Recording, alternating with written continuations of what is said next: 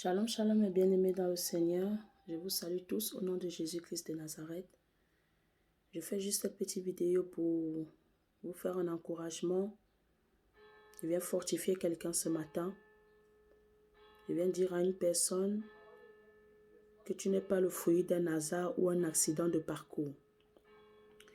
Je viens dire à quelqu'un ce matin d'être ferme dans tes choix et tes décisions. Si tu as décidé de choisir de suivre le Seigneur, suis le Seigneur malgré les intempéries, malgré les difficultés, malgré les épreuves que tu peux traverser.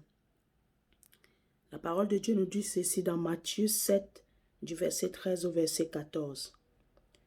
Entrez par la porte entrez par la porte étroite, car large est la porte spacieuse. Car large est la porte, spacieux est le chemin qui mène à la perdition. Et il y en a beaucoup qui entrent par là. Mais étroite est la porte, resserré est le chemin qui mène à la vie, et il y en a peu qui le trouvent. Le Seigneur veut nous dire ceci dans cette parole.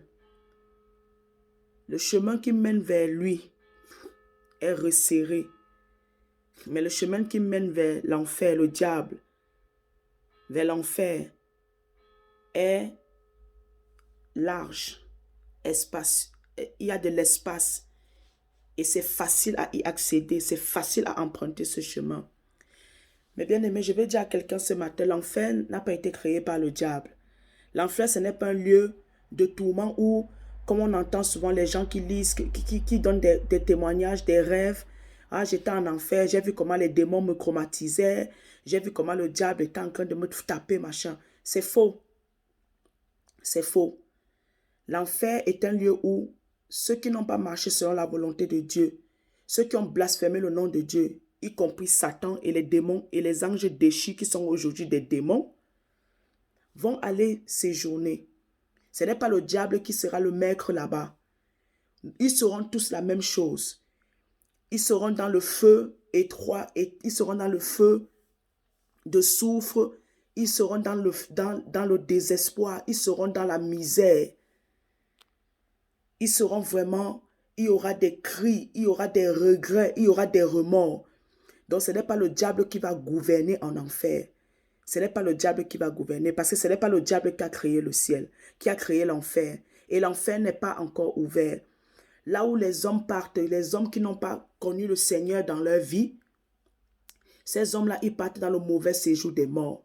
Ceux qui ont accepté le Seigneur, qui sont les morts en Christ, eux, ils vont dans le sein d'Abraham, où on appelle le paradis. Ce n'est pas encore le ciel.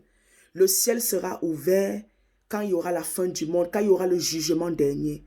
Donc, toute personne qui vient dire qu'ils sont partis en enfer, c'est faux. L'enfer n'est pas encore ouvert. Aujourd'hui, c'est le mauvais séjour des morts. Bref, je reviens à mon sujet. Je viens dire à quelqu'un, bien-aimé, tout est fait dans ce monde pour qu'on abandonne la foi. Tout est fait dans ce monde pour qu'on emprunte le chemin du diable, le chemin qui mène à la perdition.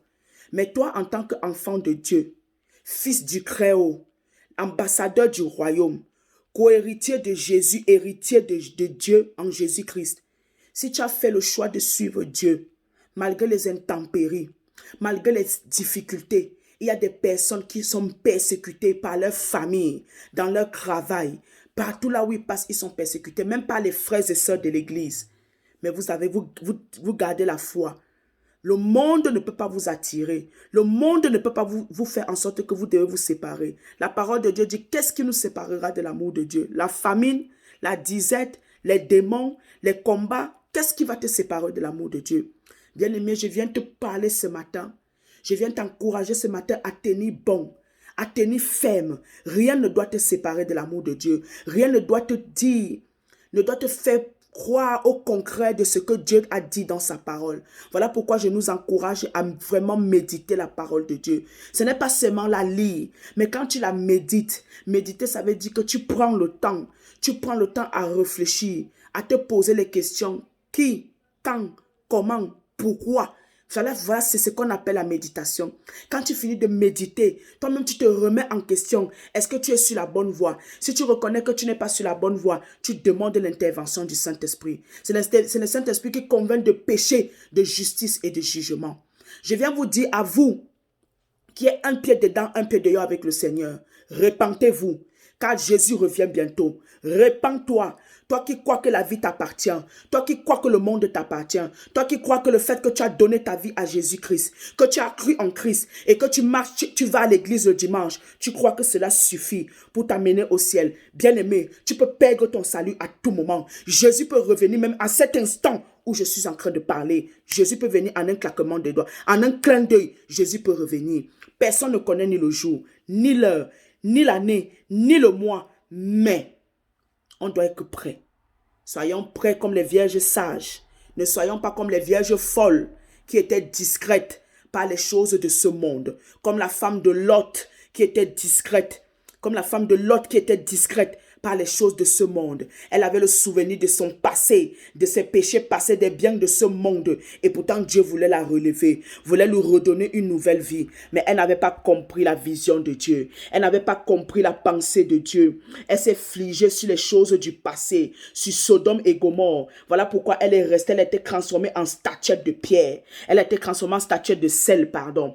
Je vais dire à quelqu'un ce matin, si tu reconnais que tu n'es pas sur la bonne voie, répands-toi, demande pardon à Dieu, reviens sur la bonne voie, reviens sur la bonne voie. Ce monde, tout est fait pour que nous puissions abandonner le Seigneur. Tout est fait dans ce monde pour que nous puissions régner le Seigneur. Mais je déclare au nom de Jésus que personne ne va régner le Seigneur. Parce que si tu as connu l'amour de Jésus, si tu as connu l'amour du Père, tu ne peux pas abandonner le Seigneur. Tu ne peux pas abandonner le Seigneur. Mais cette situation que tu traverses doit t'amener à être ferme, doit t'amener à rechercher la profondeur dans le Seigneur, doit t'amener à être consacré, à t'attacher à Jésus, parce que tout vient de lui, tout dépend de lui, bien-aimé. La situation que tu traverses n'est pas une fatalité. Cette situation ne t'amènera pas à la mort, à l'ignominie, à la honte, mais cette situation te fera aller de gloire en gloire, à un autre niveau avec le Père, aller à un autre bord. Bien-aimé, ne te décourage pas, sois ferme dans tes choix, que tes choix soient oui et amen, que ton oui soit oui, que ton non soit non. Ne te laisse pas terrasser par le diable. Ne te laisse pas terrasser. Ne te laisse pas engloutir par ce que tu vois dans le monde. Par les personnes qui roulent dans les grosses voitures. Par les personnes qui ont les gros comptes bancaires. Par les personnes qui sont bien habillées. Tu ne sais pas leur lendemain. Tu ne connais pas ce que demain peut enfanter. Tu ne sais pas leur véritable vie. Ce sont peut-être les apparences. Les apparences sont souvent très trompeuses. Ce n'est pas tout ce qui brille qui est de l'or. N'envie personne. Mais que tes regards soient élevés au trône de la grâce. Que tes regards soient élevés vers celui qui t'a appelé, celui qui t'a choisi avant la fondation du monde. Parce que personne n'a choisi Dieu. C'est Dieu qui nous a choisi le premier. Personne n'a aimé Dieu le premier. C'est Dieu qui nous a aimé le premier. Et voilà pourquoi il est dans notre avantage. Il est dans notre privilège. C'est une grâce que Dieu nous donne de l'aimer, de le servir, de le suivre, bien-aimé. Ne lâche rien. Ne lâche rien. Sois ferme dans tes choix. Sois ferme dans ton appartenance et d'appartenir à Jésus. Ne lâche rien du tout. Que rien ne vienne t'embraser. Que si ce n'est que l'amour de Dieu. Que rien ne vienne te détourner. Si ce n'est que Dieu qui te détourne du mal. Oh bien-aimé, je t'encourage ce matin. Je t'encourage ce matin. N'abandonne pas. Et toi qui ne connais pas encore le Seigneur, cherche la face de Dieu. Répands-toi. Toi qui es un pied dedans avec le Seigneur, un pied dehors dans le monde, un pied avec le Seigneur. Quand ça va dans le monde, tu abandonnes le Seigneur. Quand ça va dans ta vie, tu abandonnes le Seigneur. Quand ça ne va pas dans ta vie, tu fais semblant de venir à l'église. Répands-toi. Jésus revient bientôt. Oui, je m'adresse à toi. Répands-toi. Répands-toi, répands-toi, car l'enfer existe, car le ciel existe. Ce que nous entendons dehors, que l'enfer n'existe pas, que l'enfer c'est ici sur terre, que le paradis c'est ici sur terre. Je suis désolé, quand le Seigneur nous a parlé, quand le Seigneur nous a écrit dans ses Écritures, je n'ai pas entendu que Jésus a dit qu'au ciel, il y aura encore les cris, il y aura encore les larmes, il y aura la famine, il y aura encore des guerres. Mais il nous a promis que la première maison, la deuxième maison, la deuxième gloire sera plus glorieuse que la première maison. maison, que la première gloire. La deuxième gloire sera plus glorieuse que la première gloire. Donc, ce qui veut dire ceci, au ciel, il n'y aura plus de pleurs, il n'y aura plus de tremblements de terre, il n'y aura plus de divorces, il n'y aura plus la famine, il n'y aura plus l'ignominie, il n'y aura plus des abominations, la désolation. Nous serons transformés à un corps incorruptible. Nous serons comme Jésus. Voilà pourquoi Jésus a dit, tel tu es, tel il est, tel il est, tel tu es. Bien-aimé, accroche-toi à ses promesses. Accroche-toi à ses promesses. Même si c'est dur aujourd'hui, Dieu va te relever. Ton Rédempteur est vivant. Il se lèvera le dernier sur la terre pour toi. Ne baisse pas les bras. Ne regarde pas les mensonges que le monde nous propose. Ne regarde pas ce que le monde nous propose. Toutes ces choses sont une ruse de l'ennemi. Toutes ces choses, c'est la corruption. C'est pour te jeter dans la compromission. Ne tombe pas dans ce piège. Accroche-toi à Jésus. Cherche Jésus de tout ton cœur, de toute ton âme, de toutes tes forces. Accroche-toi à la promesse de Jésus. Jésus ne te manque pas. Jésus ne te délaissera jamais. Il ne t'abandonnera jamais. Il a dit, il n'est pas un homme pour mentir, ni un fils de l'homme pour se repentir. Accroche-toi, bien-aimé. Accroche-toi, car ta récompense sera grande au ciel. Jésus a dit, tous ceux qui vont persévérer, ils seront sauvés. Donc ça veut dire que pour le moment là, on n'est pas encore sauvé du style, du fait qu'on va aller au ciel. On doit travailler pour notre élection. Nous devons mériter d'aller retrouver Jésus.